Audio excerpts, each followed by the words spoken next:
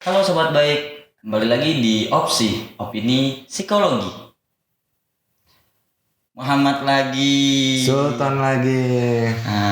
Kembali lagi di Opsi nih. Yeah. Kalau misalkan balik lagi di Opsi, pasti otomatis ada pembahasan yang menarik buat kita bahas nih. Wah, apa tuh Gue punya pembahasan kebetulan. Apa tuh? Pembahasannya ini, belakangan ini tuh gue sering menemukan atau melihat orang-orang yang banyak beralasan gitu loh. Alasan yang dibuat-buat, pembenaran, akal-akalan. Akal-akalan Cina. Akal-akalan Cina, akal-akalan Ukraina.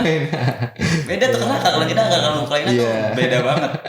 Nah, cuman ini akal-akalan alasan yang dibuat-buat yang sering gue temuin nih. Iya. Nah, kayak misalkan contoh ya, misalkan dia ngelakuin sesuatu perilaku yang membuat dia menyesal ya. Kayak misalkan atau yang sebenarnya dia tahu itu salah. Pada akhirnya dia melakukan alasan tuh, misalkan contoh kayak dia telat kelas, akhirnya dia beralasan atau melakukan pembenaran kayak dia tadi karena macet. Tadi karena ada dinosaurus, ada alien di sudut kota.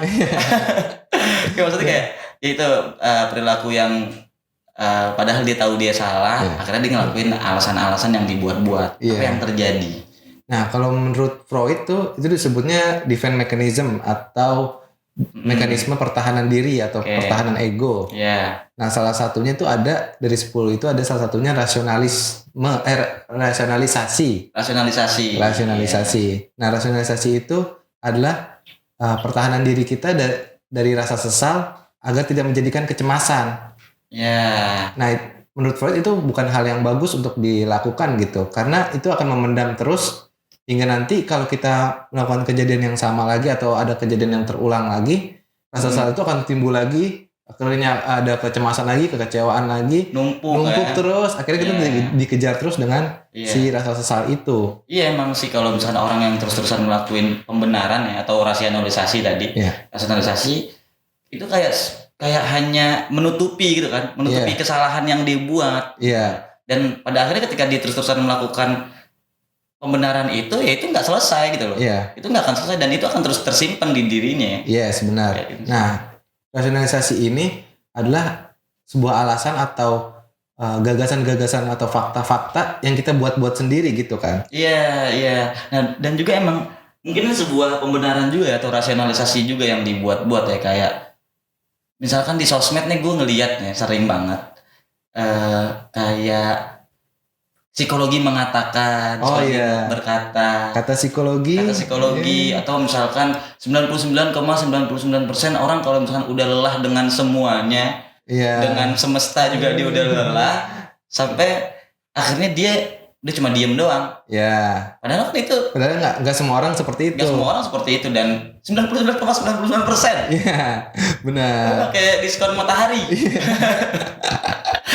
Padahal di statistik aja error bisa 5%. Error cuma 5%. Iya kan?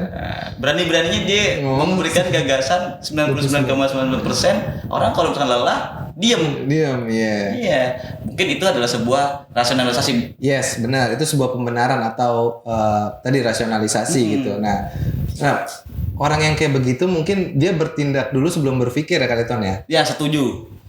Nah, orang-orang yang begitu atau ada satu hal dulu baru dia benarkan gitu atau rasionalisasikan gitu. Nah, ini menurut René Descartes nih, ini rasionalisasi yang salah gitu.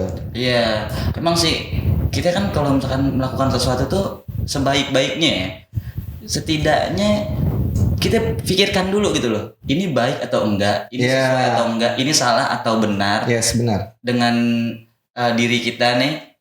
Lalu ketika itu baru kita melakukan hal itu, dan otomatis ketika kita melakukan aktivitas itu otomatis nggak akan berpotensi potensi kita untuk menyesal atau sampai akhirnya kita nggak akan melakukan rasionalisasi. Mungkin di umur kita sekarang atau udah orang-orang yang akil balik gitu ya, harusnya udah tahu mana yang hak, mana yang batil gitu, atau mana yang benar, mana yang salah. Benar. Nah, ketika orang kadang suka kita melakukan tindakan impulsif, Ton. impulsif ya. Impulsif. Iya, melakukan tindakan yang tiba-tiba aja gitu melakukannya tanpa berpikir dulu gitu. Nah, ini nih kan nggak memikirkan akibatnya gitu. Nah, ini salah satu hal yang berbahaya juga gitu. Ini salah satu penyebab terjadinya rasionalisasi tadi.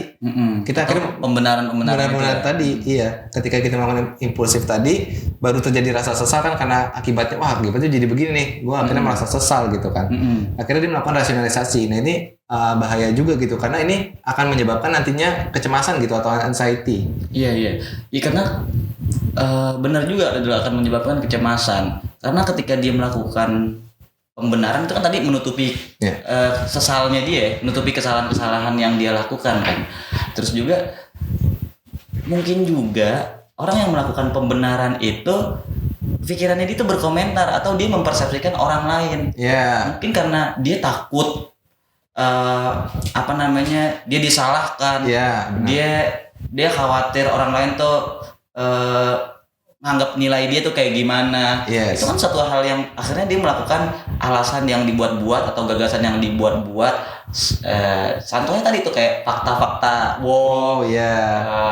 quotes-quotes yang sebenarnya tuh bukan kata psikologi bukan kata psikologi. Karena itu kata-kata sendiri lagi galau gitu kan. Karena dia mungkin lagi galau, karena dia melakukan pembenaran. Sebenarnya proses terjadinya rasionalisasi nih awalnya kan terjadi karena kita bertindak salah, lalu kita menahan rasa sesal. Nah kita harusnya kan mengungkapkan rasa sesal itu, tapi ditahan. Yang membuat kita tidak bisa mengungkapkan adalah itu rasa malu, gengsi kita, perspektif kita orang lain takutnya orang lain bakal ngejudge kita gimana, hilangnya harga diri kita.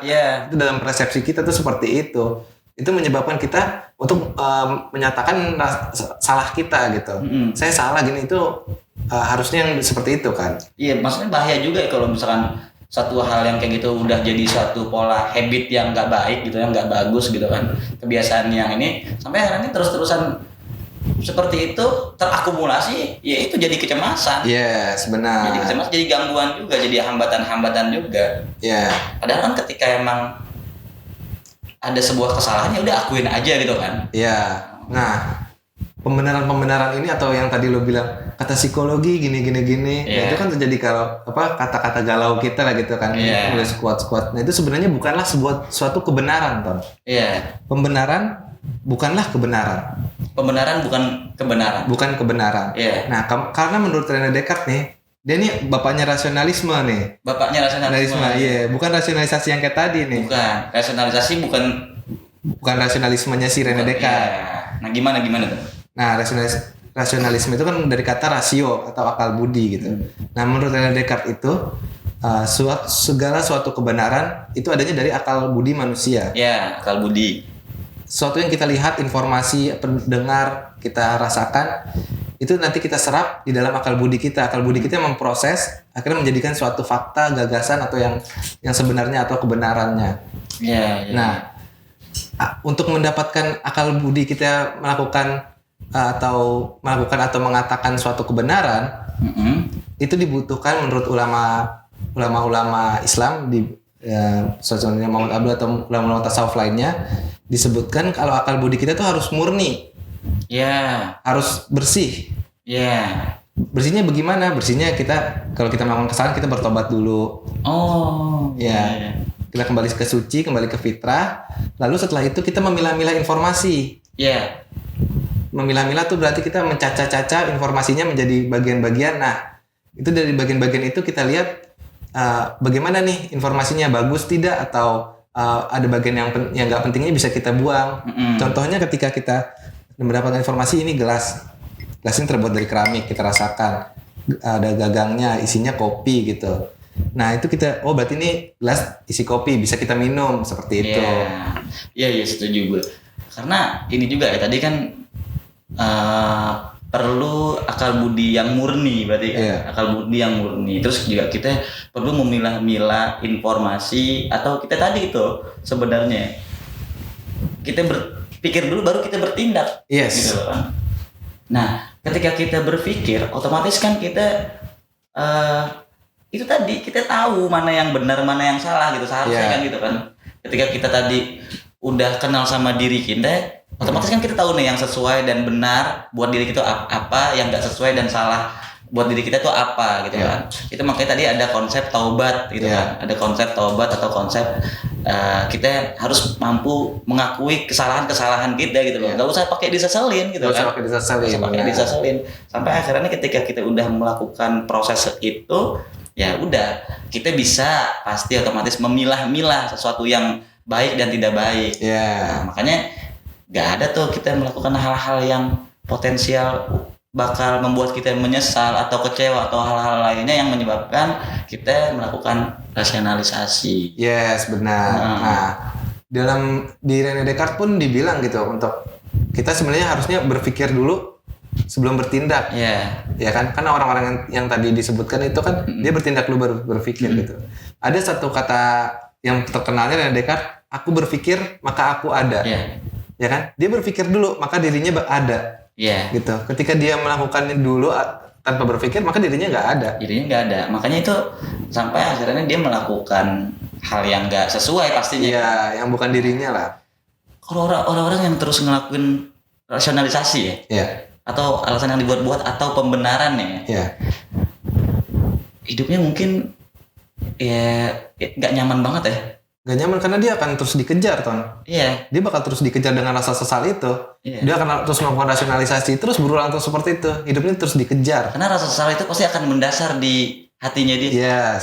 Sesal di dasar hati. Diam. Rasa sesal diam, nggak mau pergi.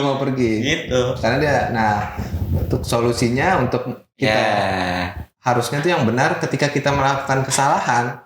Walaupun kita tahu mana benar masalah, kan kadang kita terdorong impulsif atau terdorong nafsu apa segala macam.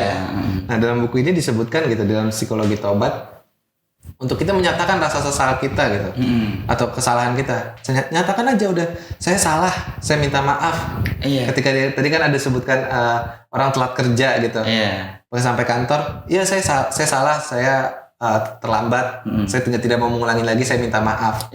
Clear di situ. Benar, selesai. Perspektif orang pun kagak bakal ada yang macam-macam. Karena emang ketika mengakui kesalahan itu bukan sebuah hal yang menghilangkan harga diri gitu ya. Harga diri enggak. Ketika kita meminta maaf itu untuk diri kita gitu. Ketika kita mengakui kesalahan-kesalahan kita, ya itu bahkan baik buat kita gitu loh. Nah, untuk pertama kali itu biasanya orang susah sih ya untuk menyatakan maaf gitu ya, apalagi zaman sekarang ya, orang udah masing-masing gitu. Nah, nyatakan dulu kepada diri kita sendiri dulu. Benar. Saya minta maaf atas diri saya salah. Nyatakan dulu ke dirinya sendiri, nggak apa-apa. Untuk bisa menyatakan ke orang lain tuh kita harus bisa menyatakan ke diri sendiri. Baru kita selanjutnya bisa menyatakan ke orang lain. Karena kalau misalkan kita udah memaafkan diri kita sendiri gitu kan, atas kesalahan kita, otomatis kita nggak akan merasa sulit untuk kita meminta maaf ke orang lain. Benar. Lu udah memaafkan diri lu sendiri? Saya minta maaf atas diri saya sendiri. Diri saya saya. Karena kan sebuah kemampuan juga ya untuk lu mengakui kesalahan. Sebuah kemampuan kan. Terus juga ini, ketika kita udah mengakui kesalahan gitu kan, dan kita mungkin juga udah statementkan salah kita kepada orang lain, otomatis kita nggak akan melakukan hal-hal yang melakukan kesalahan itu lagi gitu kan. Kita nggak boleh berhenti dari sebuah mengakui kesalahan aja, tapi kita perlu melakukan aksi-aksi konkret lagi yang memang kita nggak akan melakukan hal itu lagi. Dunia kan terus berputar gitu, kita di dalamnya ikut berputar gitu. Ketika kita melakukan kesalahan, walaupun itu sengaja atau tidak disengaja, tetap kita menyatakan saya salah, saya minta maaf. Begitupun ke orang lain, saya salah, saya minta maaf. Lalu lanjutkan tahap berikutnya, tetap terus berjalan. Tinggalkan rasa sesal, terus berjalan ke depan. Benar. Kalau misalkan sebuah penyesalan itu disimpan terus kan nggak enak, nggak nyaman. Pasti akan menghambat aktivitas-aktivitas yang kita lakuin. Gitu. Dan sesuatu yang nggak enak disimpan di diri kita itu, ketika udah terkumpul, terakumulasi, otomatis pasti selain mengakibatkan kita nggak nyaman, pasti bahkan berdampak kepada diri kita yang nggak baik-baik. Kepada kesehatan mental kita juga. Benar. Akhirnya kita melakukan hal yang nggak di diri kita terus menerus. Pasti kayak gitu sih. Maka memang nggak perlulah kita melakukan rasionalisasi. Karena hal-hal yang memang benar. Ketika kita salah, nyatakan saya salah, saya minta maaf. Oke. Gue minta maaf ya. Gue juga. Bentar lagi lebaran haji. Lebaran haji itu lagi. Iya. Ya mungkin itu aja kali ya, Mat ya. Iya. Kita akan selalu ada pembahasan yang menarik pastinya. Iya, berikutnya. Oke. Sobat baik, jangan lupa di like, subscribe, dan juga di share. Karena ini suatu hal yang insya Allah bermanfaat buat kita dan juga sekitar kita. Oke, thank you sobat baik.